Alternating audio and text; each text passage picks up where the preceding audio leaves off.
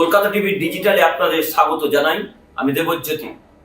প্রতিদিন প্রতিটি খবরে আপডেট পেতে চোখ রাখুন কলকাতা টিভির ডিজিটালে।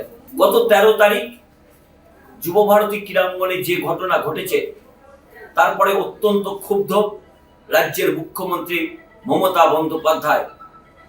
তিনি তার রাজনৈতিকভাবে সবচেয়ে প্রিয় পাত্র অরূপ বিশ্বাসকে পদত্যাগ করতে বলেছিলেন। সেই মতো অরূপ বিশ্বাস পদত্যাগপত্র পাঠিয়েছিলেন রাজ্যের মুখ্যমন্ত্রী মমতা বন্দ্যোপাধ্যায়ের কাছে। সেই পদত্যাগপত্র গৃহীত হয়েছে। এখন থেকে রাজ্যের ক্রীড়ামন্ত্রীর দায়িত্ব সামলাবেন রাজ্যের মুখ্যমন্ত্রী মমতা বন্দ্যোপাধ্যায় নিজে। তার থেকেও বড় ঘটনা, যুবভারতী কাণ্ডে রাজীব কুমারকে শোকজ করেছে রাজ্যের মুখ্যমন্ত্রী মমতা বন্দ্যোপাধ্যায়। অত্যন্ত রাজনৈতিকভাবে গুরুত্বপূর্ণ অরূপ বিশ্বাসকে পদ থেকে সরিয়ে দেওয়ার চেয়েও রাজনৈতিকভাবে তাৎপর্যপূর্ণ রাজীব কুমারের মতো দুধে আইপিএস অফিসারকে শোকজ করা। কারণ রাজীব কুমার কোনো মতেই যুবভারতী কাণ্ডের দায় এড়াতে পারেন না। তিনি রাজ্য পুলিশের ডিজি।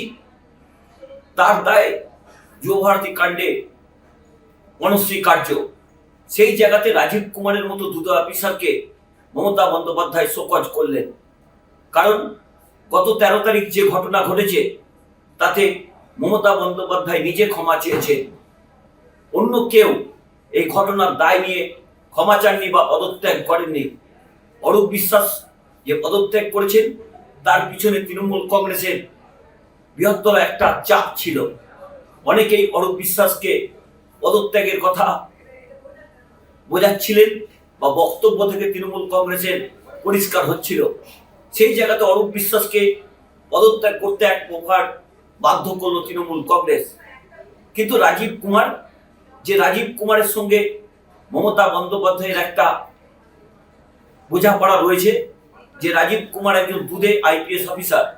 এই রাজীব কুমারের জন্যই মমতা বন্দ্যোপাধ্যায় অবস্থানে পর্যন্ত বসেছিলেন। লাউডন স্ট্রিটে যে পুলিশ কমিশনারের বাড়ি, সেখানে যে চিট ফান্ডে যখন রাজীব কুমারের বাড়িতে কেন্দ্রীয় এজেন্সি গেছিল, তখন রাজ্যের মুখ্যমন্ত্রী অত্যন্ত ক্ষুব্ধ হয়েছিলেন।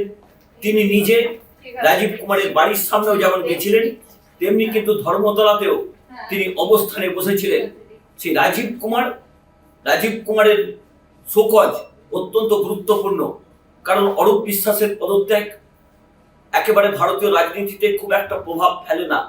কারণ রাজীব কুমারকে যেভাবে ভারতবর্ষের সমস্ত রাজনৈতিক দলের কর্তারা চেনেন, বা রাজীব কুমারের যে ইন্টেলিজেন্সি, তা কিন্তু সর্বভারতীয় ক্ষেত্রে অত্যন্ত একটি গুরুত্বপূর্ণ জায়গায় রয়েছে। কারণ অজিত ডোভাল থেকে শুরু করে বড় বড় পুলিশ কর্তারাও কিন্তু রাজীব কুমারকে দুধে অফিসার হিসেবেই চেনেন। কিন্তু সেই রাজীব কুমারকে মমতা বন্দ্যোপাধ্যায় শোকজ করলেন। গত কয়েকদিন ধরে রাজীব কুমারের সঙ্গে একটা শীতল লড়াই কি রাজ্যের মুখ্যমন্ত্রী মমতা বন্দ্যোপাধ্যায় চলছিল? কেন অনুব্রত কাণ্ডে রাজীব কুমার যা চেয়েছিলেন, তা হয়তো মমতা বন্দ্যোপাধ্যায় তাকে করতে দেননি। যে রাজীব কুমারের অবাধ বিচরণ ছিল নবান্নের 14 তলা থেকে শুরু করে নবান্নের বিস্তীর্ণ অঞ্চলে, সেখানেও কিন্তু গত কয়েকদিন ধরেই রাজীব কুমারের অবস্থান খুব একটা স্পষ্ট ছিল না। তখন থেকেই মনে হচ্ছিল, তাহলে কি দূরত্ব তৈরি হয়েছে রাজ্যের প্রশাসনিক প্রধানের সঙ্গে রাজ্য পুলিশের পদস্থ কর্তা বা ডিজি পর্যায়ের যিনি অফিসার রাজীব কুমার, তা নিয়ে কিন্তু যথেষ্ট জল্পনা চলছিল। তারপরে যুবভারতী কাণ্ডে যেভাবে রাজ্য সরকারের মুখ পুড়েছে, সেই জায়গাতে মমতা বন্দ্যোপাধ্যায় অত্যন্ত ক্ষুব্ধ ছিলেন। তিনি যে জিরো টলারেন্সের কথা বলেছিলেন, তা কিন্তু গত কয়েকদিনের কাজকর্ম থেকে পরিষ্কার। গত মঙ্গলবার মমতা বন্দ্যোপাধ্যায় যে নির্দেশিকা দিয়েছিলেন, তার থেকেই পরিষ্কার হচ্ছিল রাজীব কুমারের সঙ্গে মমতা বন্দ্যোপাধ্যায়ের যে শীতল একটা লড়াই চলছিল, সেটা কি পরিণতি প্রাপ্তি হলো? কারণ রাজীব কুমার আর কিছুদিনের মধ্যেই তিনি অবসর নেবেন। হয়তো তার অবসরের পরে তাকে অন্য কাজে রাজ্যের মুখ্যমন্ত্রী মমতা বন্দ্যোপাধ্যায় লাগাতে পারে, সেটা পরের প্রশ্ন।